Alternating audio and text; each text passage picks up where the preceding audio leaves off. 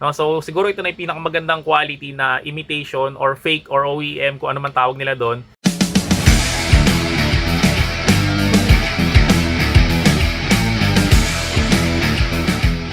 Hi guys, kumusta ulit kayo? No? So sana ulit nasa mabuting kalagayan kayo. Yung last vlog ko, nung sinut ko yon ay bumabagyo, no, sa Catanduanes. At this time naman, binagyo tayo dito sa may Quezon City at sa ibang part ng Pilipinas, si Bagyong Ulysses. No? Dito kasi ako nakatira sa Batasan. Kahapon, tinry ko pumunta sa may Pure Gold, sa may San Mateo. Grabe guys, nakakaaway mga tao.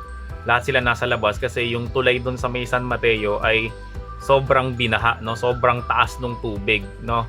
So kahapon nga pala, naghanap kami ng pwede naming ma-donate ng mga damit, no? Kasi mayroon kami mga extra damit dito, tapos may mga extra kaming mga, alam niyo na, mga foods or necessities. Kaya yun, dinonate namin kahapon sa mga nasalanta dito sa may bandang Bagong Silangan. So yun, sana ngayon nasa mabuting kalagayan na kayo at hindi ko alam kung ano nangyari ngayong 2020, no? Pero sana ito na ang huling medyo mabigat na dagok sa ating ngayong 2020, no? So ngayon guys, ang i-vlog natin sa video na to ay nakabili kasi ako ng isang speaker. Kasi naghahanap kasi ako ng speaker para sa kotse ko. Kasi yung kotse ko nasira yung speaker niya saka yung stereo niya, no? Imbis na ipagawa ko kasi medyo mahal. So bumili na lang ako ng speaker sa may Lazada, no? Bumili ako ng JBL na Extreme. So ito siya. Kaso guys, hindi to original, no? Pero ito guys yung pinakamahal doon na nabili natin. No, kasi nabili ko siya ng 2,498 or 2,500. No, so siguro ito na yung pinakamagandang quality na imitation or fake or OEM, kung ano man tawag nila doon. Pero hindi siya original, no? So yun, hindi siya authentic, hindi siya original na JBL. Kasi ang original nito guys ay nagkakahalaga ng 9,999 yata, mga ganon. Para lang matesting natin kung ano ba ang sound niya. Kasi hindi tayo bumili ng pinakamura kasi may mga mura nito na nakikita ko yung ganito yung size niya. May nakita ko ng worth 800, merong worth 1,000, no? So yung sabi raw nila ito raw pinakamalapit na quality do sa may original. So itong speaker na to, kung mapapansin nyo, almost 11 inches siya. So mga 1 foot na ruler, no? Tapos meron siyang free sa may loob ng bag niya na meron siyang ganito strap, no? So pwede mo siyang isabit sa leeg mo kung trip mo na, pero parang ang boombox pag ikaw ay naglalakad sa kalye. Tapos meron siyang USB cable para sa charging niya, saka isang auxiliary cable. Tapos kung mapapansin nyo sa may pinakaharapan niya, nandoon yung pinaka-label na JBL. Kaso nga lang, ang pinaka-label niya dito, mapapansin nyo kaagad na hindi siya original o hindi siya authentic kasi unang-una tabingi siya.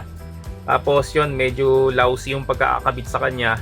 Parang ang dali-dali niya matanggal. Tapos sa may bandang taas, yan, may makikita kayo yung M or menu. So yan, pwede nyo ilipat kasi meron siyang radio function. Pag radio function kasi guys, kailangan yung isaksak yung auxiliary niya para magkameron siya na antena. Tapos yung sumunod, yung volume down, yung minus, tapos sumunod yung power button. Katabi ng power button, yung Bluetooth na button niya, no? Tapos sumunod naman yung volume plus niya o yung volume up niya kung gusto niyo lakasan. At yung nasa dulo, yung play button at saka yung pause button. Okay? Sa may bandang likod niya, wala siyang laman. Tapos sa may ilalim niya, mapapansin niyo meron yung zipper. Kasi guys, sabi nito ay waterproof raw siya, no? So hindi ko na tinry at hindi ko na rin sinubukan ni attempt na ilubog siya sa tubig kasi nga syempre hindi siya original, so baka masira, sayang naman. Yan, sa may ilalim niya may nakalagay diyan Extreme, no, kasi imitation siya ng Extreme na JBL. Kasi may mga sulat-sulat, tapos yan sa may bandang gitna may mga sulat-sulat rin, sa may bandang kanan nakalagay input DC 5 volts 1 ampere made in China, etc. etc. Tapos dito guys, meron siyang zipper. Pag binuksan niyo yung zipper niya, yan sa may loob, makikita niyo yung pinaka micro USB niya. So diyan siya na-charge. Tapos USB na saksakan. So pwede kayo mag-charge diyan ng cellphone niyo, no, kasi nag-act rin siya as power bank. Tapos pwede kayo magpatugtog diyan ng USB na flash drive, no. So may mga MP3 USB niyo, pwede kayo magpatugtog dito. Tapos sumunod sa kanya auxiliary key, yung auxiliary niya. Pwede nyo isaksak dito yung aux, tapos yung kabila isasaksak nyo sa may smartphone nyo, no? Tapos yung dulo, meron siyang, yan, micro SD slot, no? So kung wala kayong USB, pwedeng micro SD, no? So yan lang ang laman niya. Sa may kaliwa, saka sa may kanan, ang nakalagay sa kanya ay dalawang speaker, no? Yung isa siguro dito, woofer. Tapos yung isa ay speaker. Tapos sa may bandang gitna ng pagitan ng logo sa nung ilalim, may makikita ka ditong mga LED indicator. So 5 to. Dapat kasi to guys nag-a-act to as ano eh, kung gaano pa karami yung charge ng battery nyo. Kaso nga lang, sa aking experience, hindi siya nagbabawas, no? So 4 pa rin siya kahit lobat na siya, 4 pa rin yung white light niya. Tapos yung pang-5 kasi dito guys, ito yung charging indicator na nagsha-charge yung speaker, no? Pag sinarge mo siya, mamumula yan. So yun ang itsura nitong JBL na to. Tapos syempre, diretso na tayo sa ating sound, no? Kung maganda ba yung tunog niya. Ang maririnig nyo na susunod dito ay galing sa may speaker mismo. Okay, so sige, bass ka agad tayo, no? So ito yung bass niya, no? So pakinggan nyo na lang.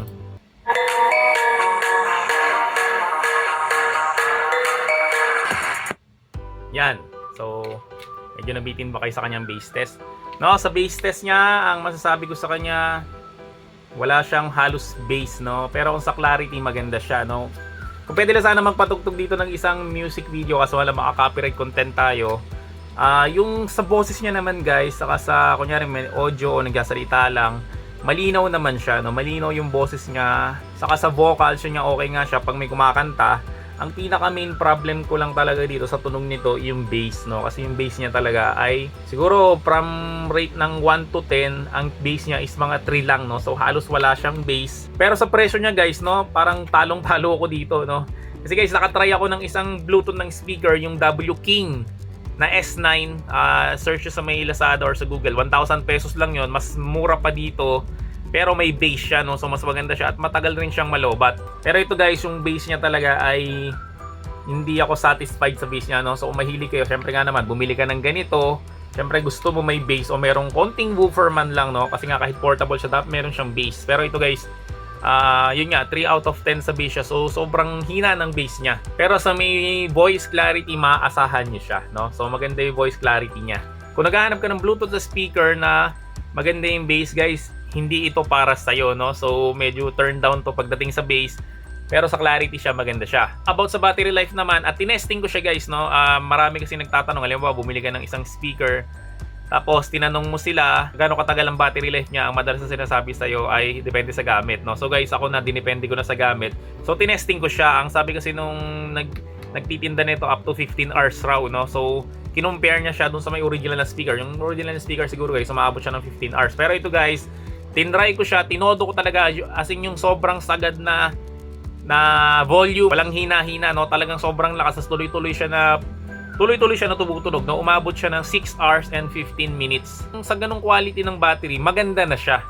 Okay, kasi umabot na siya ng 6 hours kasi karamihan kasi guys sa mga speaker talaga, umabot lang siya ng 3 hours.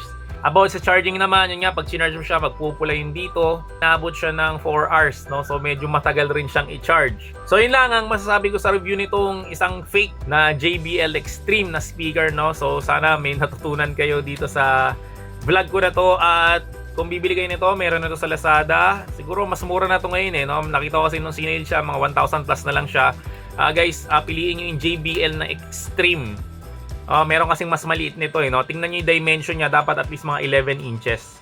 Okay, kasi ito mga 11 inches to, kasi meron nito mas maliit, 8 inches lang, no? So ito yung papansin nyo siya sa may taas, meron siyang lalagyan ng dalawang sabitan para sa kanyang strap. Kung hindi ka pa subscriber sa channel ko, sana mag-subscribe ka kasi marami akong tinuturo ng mga katulad nito at marami akong nire-review, lalong-lalo ng mga speaker, mga headphone at kung ano-ano pa na mapapakinabangan mo sa araw-araw na buhay mo, no? So maraming salamat ulit at huwag niyo kakalimutan na hit yung notification bell para lagi kayong updated kapag may bagong upload na video. At maraming salamat ulit at bye-bye!